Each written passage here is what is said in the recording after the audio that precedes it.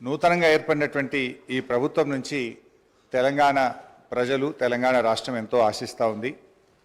Congress party ఎన్నో ఆశలు కల్పించడంతో ప్రజలు వాటిని నమ్మి అధికారంలోకి తెచ్చారు. ప్రజలు వారిపై పెట్టుకున్న నమ్మకాన్ని నిలబెట్టుకోవాలని, వారి పాలనలో తెలంగాణ మరింత అభివృద్ధిని, సంక్షేమాన్ని, ఉన్నతిని సాధించాలని బీఆర్ఎస్ పార్టీ ఆకాంక్షిస్తుంది. రాజకీయ కారణాల రీత్యా కాంగ్రెస్ నాయకులు అవునన్నా కాదన్నా, ఒప్పుకున్నా ఒప్పుకోకపోయినా తెలంగాణ రాష్ట్రం ఆర్థికంగా బలపడడానికి బీఆర్ఎస్ ప్రభుత్వం బలమైనటువంటి పునాదులు వేసింది. సువిశాలమైన ప్రగతి దారులను నిర్మించింది. కొత్త ప్రభుత్వం ఆ దారుల వెంట ముందడుగు వేస్తూ ప్రజలే కేంద్రంగా పనిచేయాలన్నటువంటిది మా కోరికే కాదు, ప్రజల కోరిక కూడా. రాజకీయ కక్షలు చుట్టూ పరిభ్రమించే వైఖరికి భిన్నంగా అభివృద్ధి కక్షలో పరిభ్రమిస్తే వారికి మంచిది, ప్రజాస్వామ్య వ్యవస్థలకు మంచిది, ప్రజలకు కూడా మంచిది అధ్యక్ష. కానీ ఈ సభలో మొన్న ముఖ్యమంత్రి గారు మాట్లాడినటువంటి తీరు కానీ, ఈ శ్వేతపత్రం తీరును చూస్తుంటే ప్రజలు ప్రగతి అనే కోణం కన్నా రాజకీయ ప్రత్యర్థుల మీద దాడి, వాస్తవాల వక్రీకరణ కోణమే కనబడతా ఉంది అధ్యక్ష. ఎందుకంటే అధ్యక్ష, ఈరోజు ఈ ఆర్థిక శ్వేతపత్రం ఒకసారి మనం చూస్తే ఇందులో పేజ్ నెంబర్ 5లో అధ్యక్ష, అంటే చాలా విషయాలు ఉన్నాయి. మేము మాకున్న కొద్ది సమయంలో, ఎందుకంటే ఈ దేశంలోని అనేక రాష్ట్రాల వివరాలు చాలా కన్వీనియంట్గా వాళ్ళకు అవసరమైనటువంటివి ఇందులో పొందుపరిచే ప్రయత్నం చేసినారు. బట్ అధ్యక్ష, ఇందులో పేజ్ నెంబర్ 5లో కర్ణాటక రాష్ట్రానికి సంబంధించి బడ్జెట్ ఎస్టిమేట్స్ అండ్ ఎక్స్పెండిచర్ది మేము కాగ్ రిపోర్ట్ ఇప్పుడే నెట్లో ప్రింట్అవుట్ తీస్తే అధ్యక్ష, బడ్జెట్ ఎస్టిమేట్స్ కర్ణాటకది 2,31,142 కోట్లుంటే ఇక్కడ 2,31,642 కోట్లుగా చూపించారు. ఎక్స్పెండిచర్ విషయంలో కూడా అధ్యక్ష 2,61,932 కోట్లను చూపించారు. కానీ కాగ్ రిపోర్టు నివేదిక ఆధారంగా ఎక్స్పెండిచరు 2,54,525 కోట్లు, అంటే దాదాపు 7,000 కోట్లు ఎక్స్పెండిచర్ ఎక్కువ చూపించినట్టుగా ఈ కాగ్ రిపోర్ట్ను బట్టి చూస్తాం. అంటే మొత్తంగా తప్పుల తడకతోని ఈ వివరాలను వాళ్ళు పొందుపరిచిండ్రు. వాళ్ళు కేవలం ఇదంతా కూడా ఒక గత ప్రభుత్వాన్ని బదనాం చేయాలనేటువంటి ధోరణి కనబడతా ఉంది అధ్యక్ష. అదేవిధంగా ఇందులో ఉమ్మడి ఆంధ్రప్రదేశ్ వ్యయము, తెలంగాణ వాటా అంటే 1956-57 నుంచి 2013-14 వరకు 41.68% ఖర్చు చేసినట్టుగా గంపగుత్త లెక్క తీసినారు. ఇది మనందరికీ తెలుసు అధ్యక్ష. వాస్తవానికి తెలంగాణ ఉద్యమం ఎందుకు వచ్చింది, ఈ పోరాటాలు ఎందుకు వచ్చినాయి, 69లో ఎందుకు పోరాడినాం అంటే తెలంగాణకు నిధులు తెలంగాణ ప్రాంతంలో ఖర్చు పెట్టాలనే జెంటిల్మెన్ అగ్రిమెంట్ను అమలు చేయకపోవడం వల్లనే ఆ రోజు తెలంగాణ ఉద్యమం వచ్చింది. అంటే దాని మీద గతం మీ కాంగ్రెస్ పార్టీయే, అప్పుడున్నటువంటి కాంగ్రెస్ ప్రభుత్వాలు మరి చాలా కమిటీలు వేసినారు.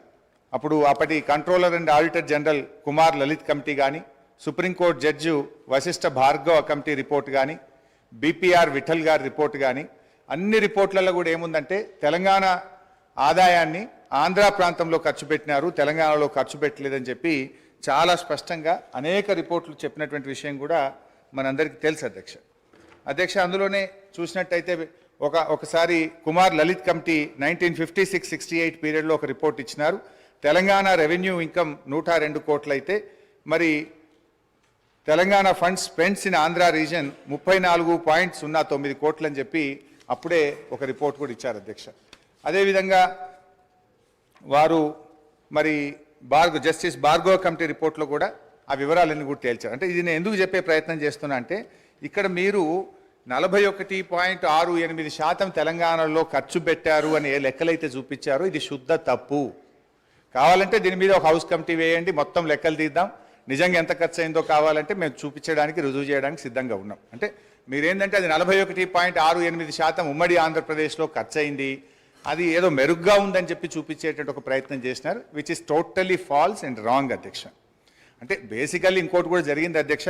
నాకు తెలిసిన సమాచారం మేరకు ఈ రిపోర్ట్ ఇదంతా కూడా ఇది ఎవరు తయారు చేసిండ్రు, మీకు తెలంగాణ అధికారుల మీద నమ్మకం లేక మన ముఖ్యమంత్రి గారి పాత గురువు గారి శిష్యులు, ఒక రిటైర్డ్ ఐఏఎస్ అధికారి, ఒక సస్పెండ్ అయినటువంటి ఫైనాన్స్ డిపార్ట్మెంట్ ఆంధ్రప్రదేశ్ అధికారులను పెట్టి ఇదంతా ఒక కుక్కుడప్ స్టోరీ తయారు చేసి ఇది ప్రజల ముందు పెట్టేటువంటి ప్రయత్నం చేస్తూ ఉన్నారు. సరే ఆ వివరాలు వాస్తవాలు వచ్చినప్పుడు నేను అన్ని విషయాలు కూడా బయట పెడతాం అధ్యక్ష. నో ఐ వుడ్ లైక్ మాకు తెలుస్తాయి కదా, అందుకే మాకు తెలిసిన సమాచారం మేరకు అన్నాను. సరే అధ్యక్ష, పేర్లు చెప్పమంటే చెప్తా, ఆధారాలు చూపించమంటే చూపిస్తా. అందులో నేను ఎందుకంటే అలా బోదలుచుకోలేదు. సో అధ్యక్ష, ఈ మొత్తంగా ఈ రిపోర్ట్ ఆబ్జెక్షన్ సార్. సార్, సమాచారం పూర్తి స్థాయిలో నిర్ధారణ చేసుకున్న తర్వాత ఫ్లోర్ మీద మాట్లాడితే బాగుంటుంది సార్. వారు సీనియర్ శాసనసభ్యులు నిరాధారమైన అంటే సత్యదూరమైన మాటలు చెప్పి సభను ప్రక్కదారి పట్టించే కార్యక్రమం చేస్తా ఉన్నారు అధ్యక్ష. I would like to request use అధ్యక్ష, ఈరోజు లెక్కల తప్పు ఉంటే తప్పకుండా తప్పో ఒప్పో మా ఫైనాన్స్ మినిస్టర్ గారు తప్పకుండా చెప్తారు. కానీ ఎవరో ప్రిపేర్ చేశారు, ఎవరో ముందు పెట్టారు, ఏదో అపోగలదు. I request honourable member to withdraw the word sir, otherwise expunge from the records. ఇక్కడ సార్ పేర్లు చెప్పమంటారా? మరి పేర్లు కూడా చెప్పమంటారా? అధ్యక్ష, నేను మాకున్నటువంటి సమాచారం మేరకు అని చెప్పానే తప్ప నేను పేర్లు చెప్పలేదు. సో అది ఒకవేళ తప్పు అయితే మీ సమాధానంలో తప్పని చెప్పండి. నేను I stand on my word అధ్యక్ష. అయితే ఈ రిపోర్ట్లో అధ్యక్ష, ముఖ్యంగా ఈ మొత్తం రిపోర్ట్ చూస్తే అధ్యక్ష, అంటే వాళ్ళు బేసికల్లీ ఏ అంశాల్లో అయితే ప్రభుత్వాన్ని తప్పుపట్టచ్చో లేదా గత ప్రభుత్వాన్ని తప్పుపట్టచ్చో, ఏ అంశాల్లోనైతే మనము మెరుగ్గా ఉన్నామని చెప్పే ప్రయత్నం చేసినారో ఒక కన్వీనియంట్గా దీన్ని తయారు చేసినారు. చాలా రంగాల్లో తెలంగాణ రాష్ట్రం అద్భుతమైనటువంటి గత 10 సంవత్సరాల్లో ప్రగతిని సాధించింది. అనేక విషయాల్లో కూడా మనం చాలా మెరుగ్గా ఉన్నాం అధ్యక్ష. కానీ వీళ్ళు తయారు చేసినటువంటి పట్టికలు చూస్తూ ఉంటే అధ్యక్ష, ఏవైతే వాళ్ళకి కన్వీనియంట్గా ఉంటాయో వాటిని చూపించేటువంటి ప్రయత్నం చేసినారు. నార్మల్గా అప్పులను ఎట్లా చూస్తామంటే డెట్ టు జిఎస్డిపి రేషియో చూస్తుంటాం. కానీ ఇక్కడ డెట్ టు జిఎస్డిపి రేషియో టేబుల్ను ఇందులో పెట్టకుండా డెట్ టు రెవెన్యూ రిసిప్ట్ చూపించే ప్రయత్నం చేసినారు. ఇప్పుడు అంతర్జాతీయంగా అయినా జాతీయంగా అయినా అప్పులను కొలిచే విధానము డెట్ టు జిఎస్డిపి రేషియో. కానీ ఇందులో ఆ టేబుల్ని ఎక్కడ కూడా చూపించకుండా డెట్ టు రెవెన్యూ రిసిప్ట్స్, అది కూడా ఒక కరోనా ఇయర్ 2021-22 కరోనా సంవత్సరాన్ని తీసుకొని దాని ప్రకారంగా ఇక్కడ చూపించేటువంటి ప్రయత్నం చేసినారు. వాస్తవానికి అధ్యక్ష, డెట్ టు జిఎస్డిపి రేషియో చూస్తే ఇది నా లెక్క కాదు అధ్యక్ష, రిజర్వ్ బ్యాంక్ ఆఫ్ ఇండియా ప్రకటించినటువంటి లెక్కలు. డెట్ టు జిఎస్డిపిలో చూస్తే అధ్యక్ష, అప్పులు తక్కువ తీసుకున్నటువంటి రాష్ట్రాల్లో కింది నుంచి మనం 5వ స్థానంలో ఉన్నాం. అంటే మనకంటే 22 రాష్ట్రాలు తెలంగాణ కంటే అప్పు ఎక్కువ తీసుకున్నటువంటి రాష్ట్రాలు ఈ దేశంలో ఉన్నాయి అధ్యక్ష. అందులో చూస్తే అధ్యక్ష, ఆ వివరాల్లోకి మళ్ళీ పోతే కావాలంటే ఈ టేబుల్ మీ ద్వారా గౌరవ ఫైనాన్స్ మినిస్టర్ గారికి ప్రభుత్వానికి కూడా నేను ఇవ్వడానికి నాకేం అభ్యంతరం లేదు అధ్యక్ష. అదేవిధంగా అధ్యక్ష, ఇట్లా అనేక విషయాల్లో అప్పుల విషయంలో కూడా వాస్తవానికి మనకంటే ఎక్కువ అప్పులు తీసుకున్న రాష్ట్రాలు కూడా ఉన్నాయి అధ్యక్ష. మొన్నటిదాకా మరి కాంగ్రెస్ పార్టీ అధికారంలో ఉన్నటువంటి రాష్ట్రాలు, రాజస్థాన్ చూస్తే 2022-23 నాటికి 5,37,013 కోట్ల రూపాయల అప్పు. మరి అదేవిధంగా కర్ణాటక కూడా 5,35,157 కోట్ల రూపాయలు. కానీ ఇవన్నీ ఏంటంటే వాళ్ళు ఆ డెట్ టు జిఎస్డిపి రేషియోలో కానీ ఆ సంఖ్య పరిమాణం కానీ చూపించకుండా ఒక కన్వీనియంట్గా ప్రజల్ని తప్పుదో పట్టించే విధంగా ఒక కుక్డ్ అప్ స్టోరీ తయారు చేసే ప్రయత్నం చేసినారు అధ్యక్ష.